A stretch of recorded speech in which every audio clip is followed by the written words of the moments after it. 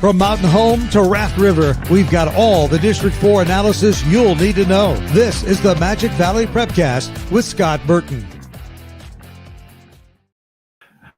Boy, howdy, if that doesn't get you in the mood to jumpstart your weekend, I don't know what will. Welcome in. It's the Magic Valley Prepcast here on IdahoSports.com. My name is Brandon Baney, but the guy you all tuned in to hear from is our Magic Valley resident and expert, Scott Burton. Yo, what's up, Scott? Hey, Brandon. You probably saw me dancing to the beat in the green room. Yeah, that one kind of that gets your blood pumping just a little bit. Yeah, but hey, doing great. Getting ready for Christmas. 12 days starts today, because today's the 13th, right? Oh, wow. Yeah, I didn't even realize that, Scott. You really, boy, my panic meter just went up slightly. So, yeah.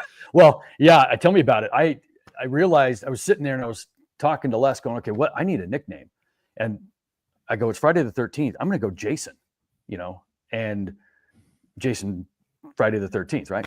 Right. And she goes, well, 12 days of Christmas, duh. And I go, oh crap. I go, I should probably start shopping. And actually, it's about 10 days too early for me to shop, if we're being honest. Exactly. Yeah. It's well, the sprint is on, not just for Christmas, but for you and I both personally as well. We are coming to you just shy of 5 p.m. on a Friday. That is punching out time. I got to assume most people, let's be honest, 10 minutes to go before 5 here on the IdahoSports.com YouTube channel, Facebook page, and X account. Yeah, you probably clocked out already. Let's be honest. Yeah. And you know what? They clocked out, and it's a perfect audience to reach right now. They're either going home, they're doing whatever. So I think we might be onto something here. But man, we were trying to squeeze this in for the past 2 days, and there's been stuff everywhere. Yeah, and well, actually, so we've clocked out, but you got to clock right back in because Jerome High School is hosting the Tim Matthews Wrestling Tournament this weekend. That's one of the signature wrestling events of the year. Yeah. Oh, yeah. We got that thing up and running this morning. Gym's all set up. I don't know how many mats we got, 7 mats going or something like that, and it's just chaos, absolute chaos. And now you're trying to balance that with having school at the same time and juggling all your PE classes, and then wondering why a kid from Boise is standing in a social studies room. I was like, what are you doing? And it's like, it is just organizational mayhem. But we finished the school. The tournament is going on its own. I ran back here to my man cave, shoot a podcast, and it's right back to the gym. Cool. Well, that is the extent of the wrestling coverage that we're going to give you on this week's Magic Valley Prepcast. Good night, everybody. Yeah, see ya. If you are wanting more, of course, you can always tune into the Idaho Mat Chat Prepcast. That is our standalone wrestling-only podcast we do throughout the high school wrestling season. We do it live Tuesday nights, 8 o'clock Mountain Time on the IdahoSports.com YouTube channel, Facebook page, and X account. We just talk wrestling for an hour. And this year, Scott, we've added a couple of new panelists specifically to talk about girls wrestling, because girls wrestling continuing to just blow up. And I know 2 of the more acclaimed female wrestlers are from the Magic Valley, Roxy Sheen from Buell and Jerome's own Olivia Bezdacek. Yeah. It really has gotten a lot of momentum, and it's to a point where a lot of schools ADs anyway, are trying to separate the two, make it more kind of boys basketball, girls basketball. But it's that separation process that is really kind of messy, because a lot of those schools don't have enough wrestlers, female wrestlers. Some do, but creating your own identity is the next step in this process of getting women's wrestling as a standalone. And, it does meet certain challenges with financial responsibilities and fundraising and even some old school mindsets that don't want girl wrestling to have an identity. I mean, we're finding all of it. So it is an interesting journey and a battle, but the growth of female wrestling is something you can't deny. It is just blowing up big time. Man, that mindset and that attitude's got to change. If you're out there and you're thinking girls wrestling doesn't belong, I mean, you're way off base, but it is good to see the growth for sure. So for sure. All right. So Jerome hosting the Tim Matthews Wrestling Invite this weekend. Last weekend, it was the Jerry Callen Memorial Girls Basketball Tournament, Scott. And you guys kind of went bigger and better for this year. You brought in several acclaimed programs, and it didn't really matter if you were a 6A power, like a Timberline from Boise, or if you were let's say, a 2A power, like so many good teams were. You had a full, I'm trying to remember, did Butte County come and play tournament? Yep. Okay. I didn't want to say a team that wasn't actually there. So yeah, from Timberline of Boise all the way to Butte County and everything in between, this was a great tournament, Scott. Oh, it was. And, COVID killed a lot of those types of things. And so since then it had been on kind of rebuild mode. And when you have coaching changes on top of that, and they're not promoting it like they should, or they're lost or whatever. And anyway, a tournament can die for a number of reasons. So we're on a kind of a bring it back type of thing. And we weren't able to have a bracket because we had so many teams, a 6A all the way down to a 2A. And we're like, holy cow. And those 2As were pretty good. I mean, we had some lower caliber teams and we had some high caliber teams. So we couldn't really do a fair bracket. So we just did a 3-game guarantee and had some really good matchups. And you talk about some of those smaller schools, Butte County, who won the state volleyball, and they are just absolutely athletic. They showed up and battled. In fact, they were supposed to go to Cary that same weekend, last weekend, for a basketball tournament. And North Fremont was going to come here, but they ended up swapping and trading out because some of the bigger schools and stronger competition were going to be at Jerome. And so they swapped. Butte County wanted to kind of come here and see what they could do. And so fine, we put them up against Capital, and Capital beat them, not by a lot. We put them up against Jerome, and Jerome beat them, not by a lot. And we put them up against Mountain Home, and Mountain Home beat them, but not by a lot. So, a team like Butte County showed up and they got exactly what they needed, and it was a good tournament. In the end, there were 2 teams that went 3-0, and one was a small school, and that was Raft River. And, and we matched them up with some lower teams. And then the other one was Jerome. So beat Butte County, beat Capital, and beat Timberline. That's a big win over Timberline. I know Timberline is a little down from where they've been, but that's one of the historically, one of the premier programs from that Boise area. So that was a good showing for Jerome. Good showing for Raft River as well. And like you said, it doesn't matter the classification size. Like Nampa, for example, is a 5A school. They came over and fell in 3 games to schools that were smaller than them. So really just you wanted to get good teams regardless of what classification. So. Oh, absolutely. And you try to just find the best matchups possible. And one of the cool things that we do with that tournament that nobody else does is on Friday, after the games, we feed everybody dinner, and then we have what we call reindeer games in the gym. And so it's 3-point contests, free throw contests, dribbling contests. We played tic-tac-toe. I mean, high energy, fast moving stuff, teams against teams. We're playing Christmas music the whole time. I'm on the mic like the ringmaster at center court, just running the show and trying to add a little bit of fun and comedy and whatever to it. And they're competing for prizes, and they took it really seriously. I mean, it was really fun competition. And it's something that the teams that come to our tournament, they just, can't get enough of, because it's not something being done, and they have a blast doing it. As you were describing your role in this as the MC, all I could picture was like from The Office when Michael Scott would host the Christmas parties and he's wearing the Santa hat, running around like a maniac. That's what I'm picturing in my head for you, Scott. I tell you what, I may have modeled my character after him because it was very, very familiar. For sure. So good to see good girls competition there. And you mentioned, yes, Cary hosted a little winter tournament and Dietrich hosted one on the boys side as well. So, I mean, it is the time of year where those winter tournaments are taking place. And so if we have any cool stories to pass along from those, we certainly will. But we wanted to spend most of this show, Scott, kind of setting the table for what you can expect to see in boys basketball this season up and down the Magic Valley. And really, if you're really plugged in, you may have seen some of these things developing already, but we did this for girls basketball last week. It's kind of a season primer here for boys basketball. We'll give you kind of the key teams, coaches, players, storylines to keep an eye on, and we'll tell you how each preseason poll went for each respective conference as well. The coaches voted on how they thought the league would shake out. So go ahead, Scott. You got something? Oh, no, go ahead. Okay.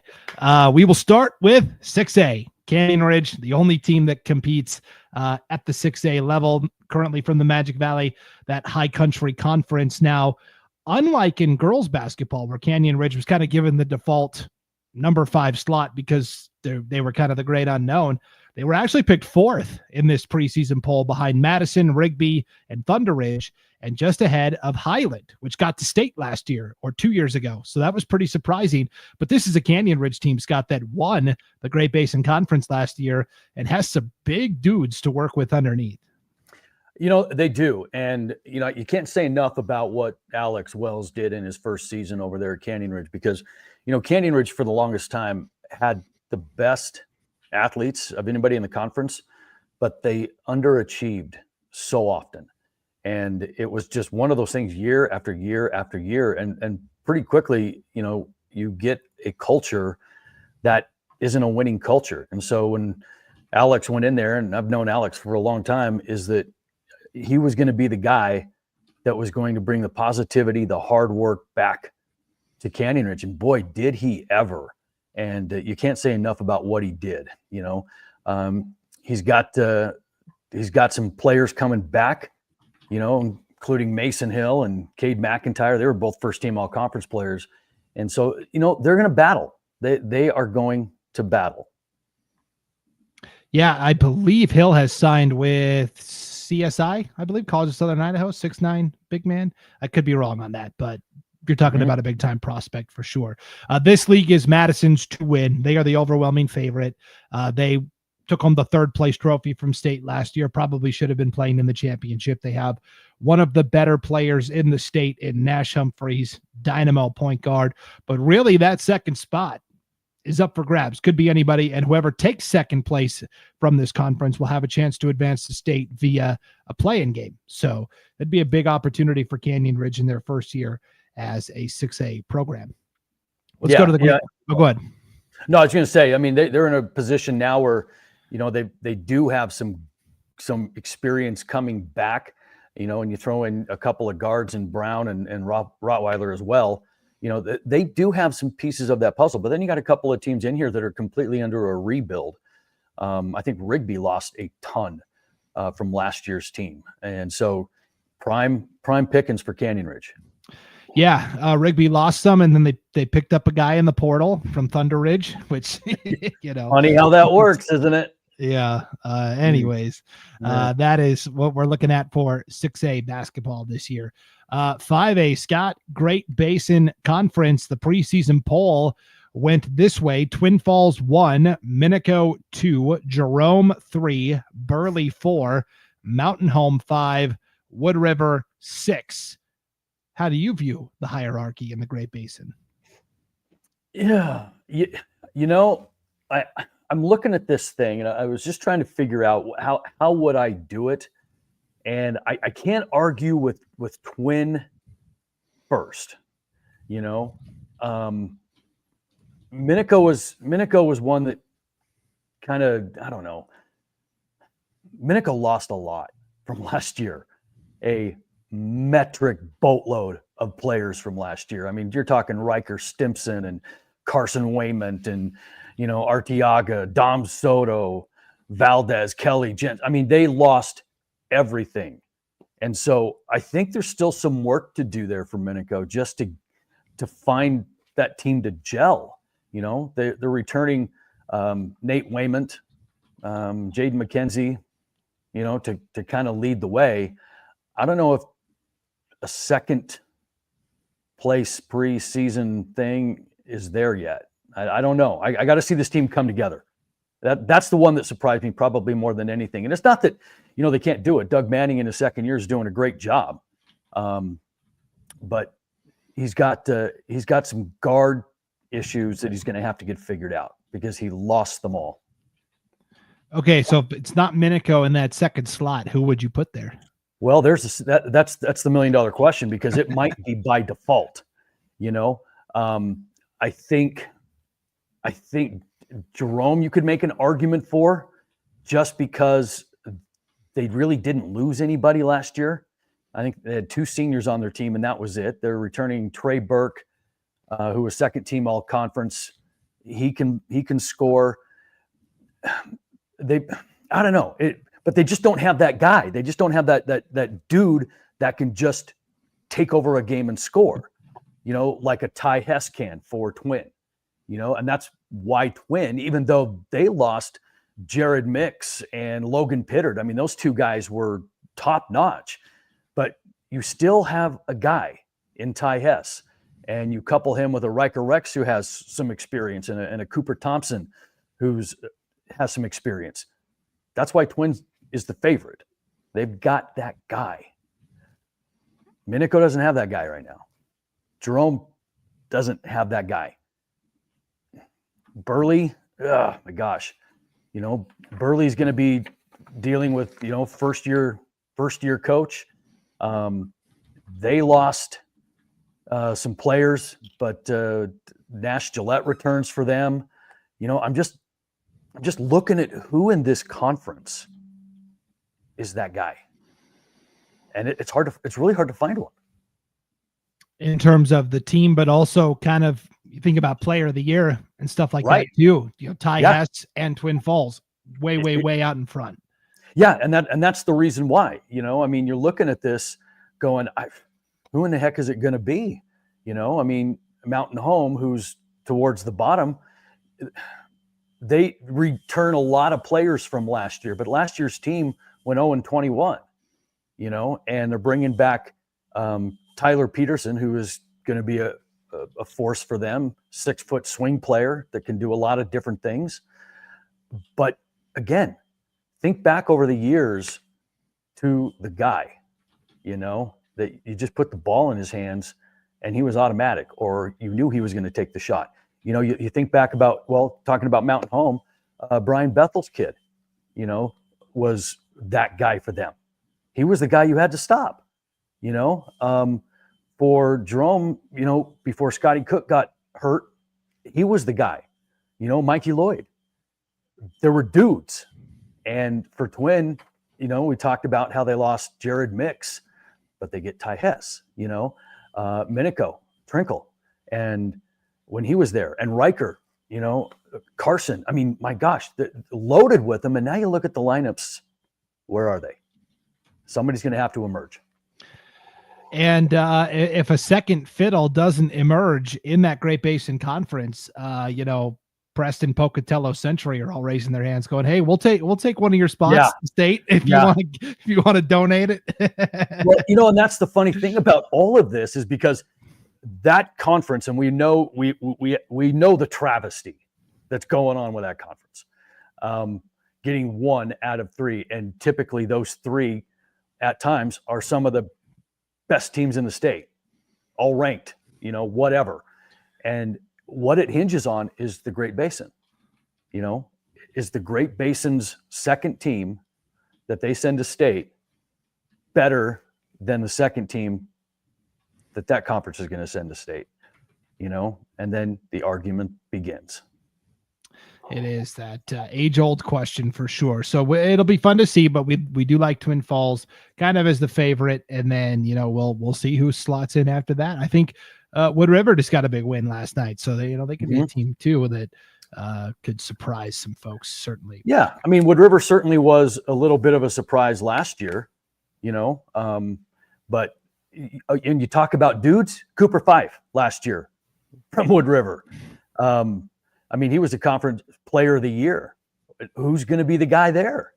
So that's going to be the interesting thing about all of this, because, you talk about Wood River, they've got to replace 97% of all their shot attempts came from the people that graduated. So who's going to be the guy? A lot of opportunities, that is for sure. No doubt about it.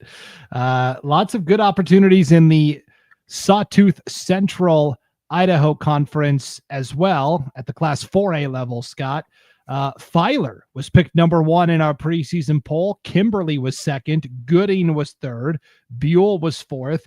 This league, kind of like the Great Basin, similarly hit very hard by attrition. I believe there is one all-conference player returning from all of the teams combined last year. That's Burton Anthony over at Kimberly. Otherwise, hey, it is a fresh slate for just about everybody. And real quick, before we get into that, we do have a comment that just popped up in the chat here from our good friend, Coach Frank Case, the softball coach at Glens Ferry. We were talking about the transfer portal a little bit. He says, I lost my catcher. Will Santa bring me one? I've been good. Softball's getting closer. Yeah, you need to ask the transfer portal demon or the transfer portal manager. You got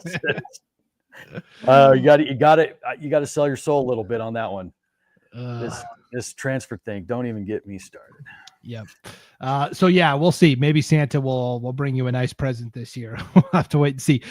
Santa's going to bring one of these teams in the Sawtooth Central Idaho Conference a district championship, Scott. But with so many unknowns and so much newness on the table, this thing could really go any direction. Oh, you know what? And it's going to be a lot of this type of conversation, I believe, with who is it going to be? And you take a look at this particular conference and good luck picking a winner. Everybody in this conference lost something or a lot of somethings, and it's going to be the same story. Who's going to be the guy? Now, Filer, Kimberly, Gooding, Buell. And I don't know. You take a look at Filer, for example. They are they returned some players, Grant, Kelsey, but they did lose Casey Christensen, who was one of their leaders last year. They lost Jarrett Evans, Caleb Gillette. They got Carson Lemoyne. I mean, they've lost more than they're bringing back, and so that's a team in Filer that graduated all but 3 of their varsity players, all but 3. And all 3 of the ones that are coming back are guards. And so they've got some holes to fill, and that's Filer, and they're predicted to win it. Okay, so what is that saying about everybody else? Well, take a look at Kimberly. Kimberly, they lost some big names, and all these names are huge. I mean, Kason Hammond, Jacob Cummins, Cade Larson, they were all multi-sport athletes, for these guys. And they're returning Burton Anthony, who was first team all conference, but really aside from that, it's going to be new dudes filling in the holes, and so holy cow. And with those 3 guys, when you talked to Coach Darren Gary about, okay, what are you going to do replacing a big 3 like that? Well, his answer was phenomenal, because it was like, okay, we're going to replace this guy with these 3 guys. We're going to replace this guy with these 3 guys. And then we're going to replace this guy with these other 3 guys. So you're talking about 9 guys to replace 3. That's how important those 3 are that they lost, if you know what I'm saying. Yeah, it's going to be a real by committee with all of these teams. And it's going to be a lot of these teams are relying on younger players as well, which younger players can step up. Here's what I do know about this conference, Scott. All 4 coaches really know the game. Rob Anderson at Filer in his 8th season now. Darren Gary at Kimberly, he's been there forever. You look at Ryan Pope, new-ish to Gooding, but not new to the game of basketball. He's been a well-traveled coach over in East Idaho throughout his decorated career. And then Buell, their longtime coach, Dan Wynn, retires. What do? They go pick up James Glenn, who used to be the Twin Falls head coach, and he has over 2 decades plus of coaching experience, mostly in North Carolina, but some in Idaho. I mean, there's 4 really good coaches in this league. Yeah, and that's the one staple about this particular league is their coaching. They have 4 really good coaches. And, we talked a little bit about Filer and Kimberly, and well, now you get to Gooding. Gooding graduated 7 seniors last year. So again, here we go. Who's going to be the guy there? Weston Weaver, Eli Easterbrook, sophomores, Bridger Pope, Max Kelsey, Cooker Stockham. Who's it going to be? They have a good mix of some experience coming back, and most of it's new. How is all this going to gel? So Gooding is a big, giant question mark. It's going to be fun to watch these teams duke it out, and we could see we seem to, no matter what the sport in this conference, there always seems to be some crazy upsets at district time. And so we definitely could see that here this season as well. Yeah. And that's the thing. And I think that's what is cool about this particular conference with experienced coaches like this. The basketball season is a marathon. It's not a sprint. And you've got to instill that in the mind of your players, because if you happen to have a season to where it is an emotional roller coaster for you, because every game is the Super Bowl, I mean, you've got to pace yourself just a little bit emotionally. You go out every night and give it all you can physically, but there's a mental game to a long season like this. And these experienced coaches, I mean, they'll have their teams ready. And the last thing about this conference in Buell, again, James Glenn coming in, experienced, but this is another rebuilding team because they're starting from scratch. They gosh, how many did they lose? They lost a ton. Let me see if I wrote that down, but they lost a bunch, and they're going to have juniors in their starting lineup, which means that they were all JV players last year, led by Zach Azevedo, who's going to play point guard. Trevino is going to be your shooting guard. So these are all brand new cast of characters in this conference. So let's see how it shakes out. Yep. Again, to reiterate, in a league that has typically between like 14 and 15 all conference players, one returned amongst all the 4 teams. Yeah. Broden Anthony from Kimberly. No pressure, Broden. No kidding. Wow, that's insane. Pretty remarkable. Okay, let's go 3A hoops, formerly 2A, Declo and Wendell. Again, this is a storyline we've hashed out a lot this year. They've joined this Southeast Idaho Conference of teams from District 5. I'll tell you what, though, the new guys on the block getting some respect in our preseason poll. Scott, Wendell was picked in a first-place tie with longtime dominant power West Side, and then Declo was picked to finish 3rd, followed by Soda Springs, Malad, and Aberdeen. So the league coaches from District 5, they think Wendell and Declo could come in right away and take this thing. It shows a lot of respect. And you take a look at a team like Wendell. They returned 2 first-team all-conference players in Jonathan and Jordan Swainston, and a second-team player in Jet Jasper. So they are bringing some people back, and they've got a seasoned veteran coach in AJ Kelsey. So yeah, this is a really good Wendell program that Kelsey has put together over there. And then you got, Declo and Jacoby Fox, who's been around forever, at Declo for, I think, 9 years, and then about 6 or so over at Canyon Ridge. So he's been around, and he's got quite a player in Emmett Gibby that is going to make some noise. So, and he was first team all conference, and he's got a couple of returners as well. So this is, now we're getting into finally some teams that have some first team all conference players coming back. And that's probably why Wendell and Declo are favored, because nobody else does either in the Southeast Idaho Conference. Who knows? Yeah, really. I think Westside kind of got the nod because of respect and like past success, but Westside is a team that's really rebuilding. And so I really do think Wendell could come in here. I read an article in the Magic Valley Times where Coach AJ Kelsey, basically he's got his 4 J's this year, the 4 J's. You've got the Swainston twins, Jonathan and Jordan. You've got Jet Jasper, and then you've got Jarrett Borges. So 4 J's this year, leading Wendell. Yes, he does. You know what? I've got some J swag I can just send over to him. I tell you what. I think I'm onto something there. Yeah. Jerome, famously, the only high school in Yeah. Idaho that starts with J. So Yeah. Yep. So I got some J apparel. I can just give them all. That would be awesome. there you go. Okay. Well, today's episode brought to you by the letter J. Yes. Okay.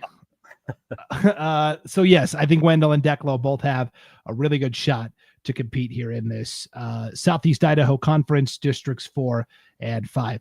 2A hoops. Scott, one of your favorites, the Snake River Conference.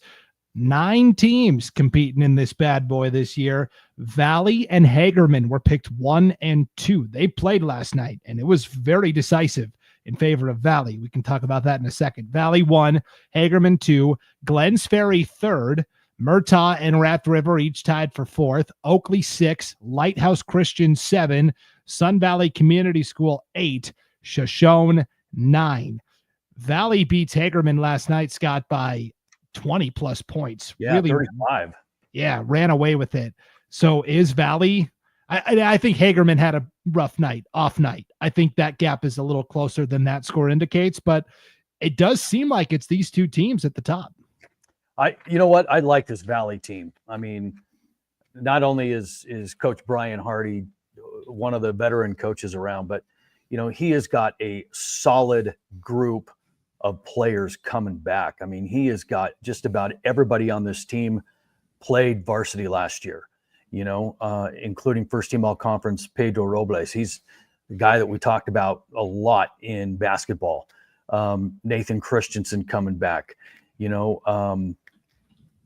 he's got some parts to move around and play with. So I like this Valley team. And, statewide, they're the number 2 ranked team overall, I believe, in the latest poll. But so this is a really good Valley team that has a shot at the whole shebang if they can stay healthy.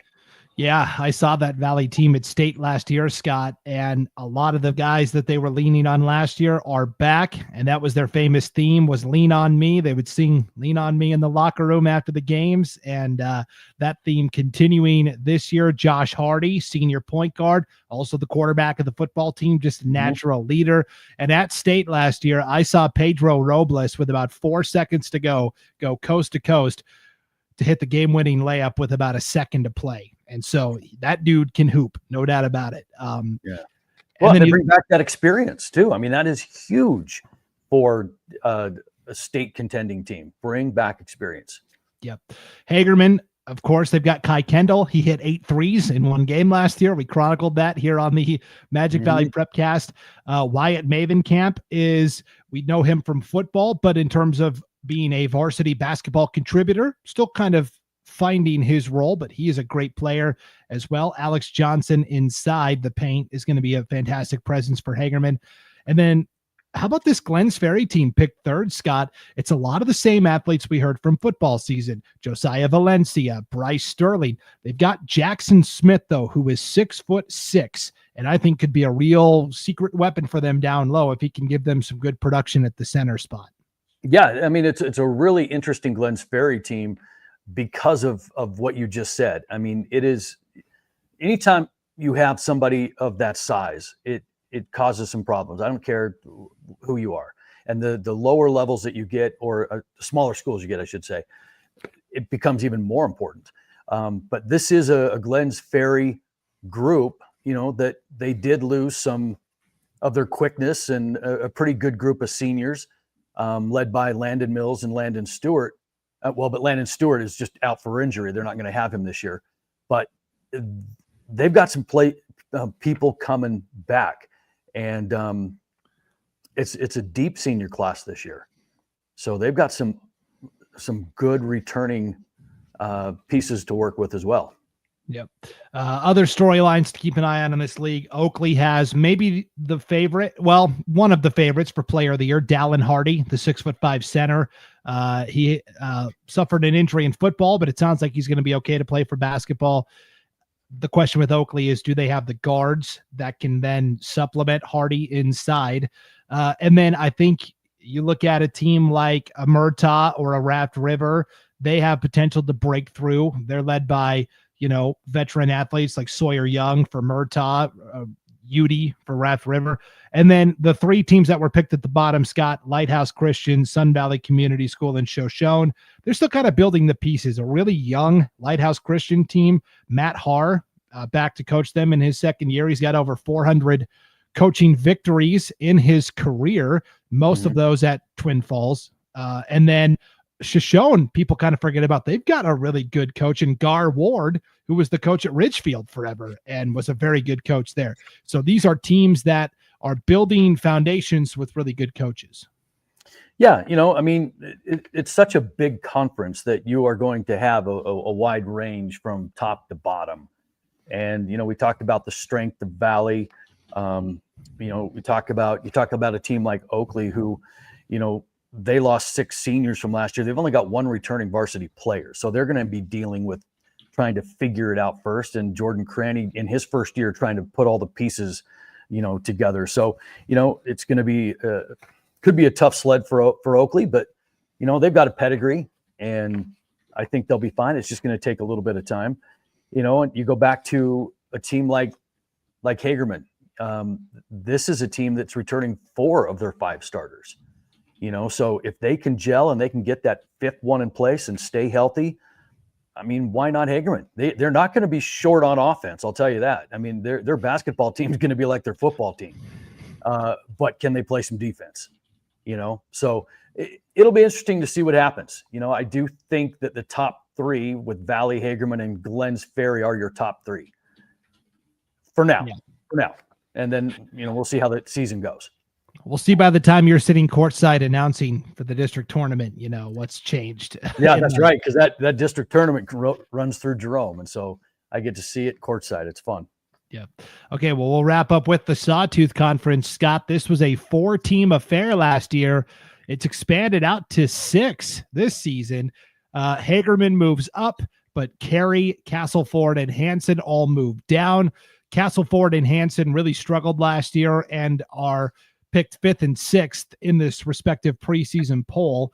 Castleford lost their entire starting 5 last year. So Coach Kai Rizung is really looking to put new pieces in place and figure it out. Really, to me, this is a top 4. And then Castleford and Hanson maybe have potential if they can develop. But it's old friends, Cary and Dietrich, tying for 1st. At the top of our preseason coaches poll. Ridgefield was picked 3rd. Camas County, the defending state champions, Scott, they were picked 4th. They lost a significant amount of graduation. In fact, I think 2 players from the varsity level returned for Camas County last year. They logged like 13 seconds and like 45 seconds in that state championship game for Camas last year. So combined about a minute and a half of state championship game experience there for Camas County. Yeah, Camas, boy, you talk about empty in the cupboard. Year of the musher went to kind of year of the baby musher now. How are they going to grow these baby mushers? Because it is youth over at Camas. And, and we talk about these small schools, it's so tough to lose a big class because there's generally not that big class waiting in the wings. So we'll see how that goes. But, it's the same old song in football and basketball this year. Cary Dietrich, and you look at the state rankings. Cary's the overall number 1 in 1A state. And guess who's number 2 overall in 1A state? Dietrich. So here we go. And Cary, they've got a veteran coach in Dick Simpson coming back with, conference player of the year, Preston Wood, and Stockton Sears, and all those guys that just won state football. So that's got to say something. And you see that translate quite a bit, from a state winning football team to how good they are in basketball. But this is a Cary team that kind of wants to get themselves back on track. They had a streak of 18 consecutive state appearances come to an end last year. And so after winning football, I bet that gives them a little bit motivation and a chip on their shoulder in basketball. Let's get that thing started again. Dietrich, on the other hand, they've got some good pieces coming back. Connor Perkins, Torgerson, Angel Alvarado, second team, Cord Wells. I mean, these guys are all coming back and only saw 2 seniors leave. So this will be a really good team, and there's no reason why Carey and Dietrich can't make some noise deep into the state tournament. Richfield, on the other hand, they're trying to come off a 2-20 season last year. They're trying to get it back together. And they were young last year, so lost only one senior. So they're bringing back some players that got some experience, but you still have Carey and Dietrich sitting in front of you. So there you go. A lot of the familiar names that we heard in football, for Dietrich: Connor Perkins, Brody Torgerson, Chase Norman. I think Chase Norman just caught another touchdown pass, Scott. That's well played. Yeah. And we did that interview with Preston Wood after Carey won the state championship, and I asked him just quickly about basketball, and he said kind of like, yeah, we're the guys that ended the streak of going to state. Like, you could tell that was something that hung with them. Like, we were the guys that ended it, 18 consecutive years going to state, which is just incredible, first of all. So they're very motivated, like you said. And I'm really interested to see how far can Camas County come along as the season goes, because they didn't just lose 8 seniors. They lost Jamin Frostenson, their head coach. So they got a guy from Utah, Brad Tingey, who's been coaching for 20 plus years down in that Salt Lake City area. Pretty good coach. I think Camas got a really good leader there. And so I'm really intrigued to see how far they come along as the season progresses. No, and that's a good point too. And you are rebuilding something, that experienced coach sure helps. And it'll be interesting to see what Camas does in a complete rebuild. Just like a lot of these teams that we talked about, they're all in rebuild mode. Who's going to step up and be the guy when there's not a lot of guys to be seen? Yep. It's going to be it's now 5:30 on a Friday, Scott. We're mentally, weekend is started. Yeah. And I think I've got about 6 more hours at the gym. Yeah. Well, on that note, we'll go ahead and wrap it up so you can get back to Jerome High School. This is fun. I like this a lot better. I can imagine. Oh, sorry guys, I'm in a meeting. I can't. Yeah. I'm watching your meeting right now. Okay. Well, sorry. I'll be there when I'm done. Yeah, no doubt. Well, that is our boys basketball season preview. IdahoSports.com is the place to be right now. We have our coaches and media polls for both boys and girls basketball. We have season previews for boys basketball and wrestling still up on the site. We brought back our wrestling rankings this year, Scott, once again, where we rank all of the weights for every classification, give you kind of a top 6 and some team rankings as well. That's a big undertaking we're doing. And then we are also filling in still from the fall sports season, all of the all-conference teams for football and volleyball and soccer. We're compiling all of those and posting those on the website, getting more and more each and every day as well. So really, no reason not to check out IdahoSports.com a couple of times a day, but at least like in the morning to jumpstart your day. Of course, I have it on all the time. The tab is always open. So there is no excuse not to go there for your dose of sports. No doubt. Okay. Well, thank you for tuning into the Magic Valley Prepcast, everybody. We'll be back here next week to be more into a more traditional format of the show where we will just pick a couple of stories that stood out to us and bring those to you. We won't be as wide ranging here on the Magic Valley Prepcast. We'll be a little more dialed in on just a couple of things that are happening of note. Looking forward to it. Scott, as always, thank you for the time. Of course, my pleasure as always. I look forward to these every week, no matter when we squeeze them in. No doubt. All right. Well, for Scott Burton, I'm Brandon Baney. Thanks for tuning into the Magic Valley Prepcast on IdahoSports.com.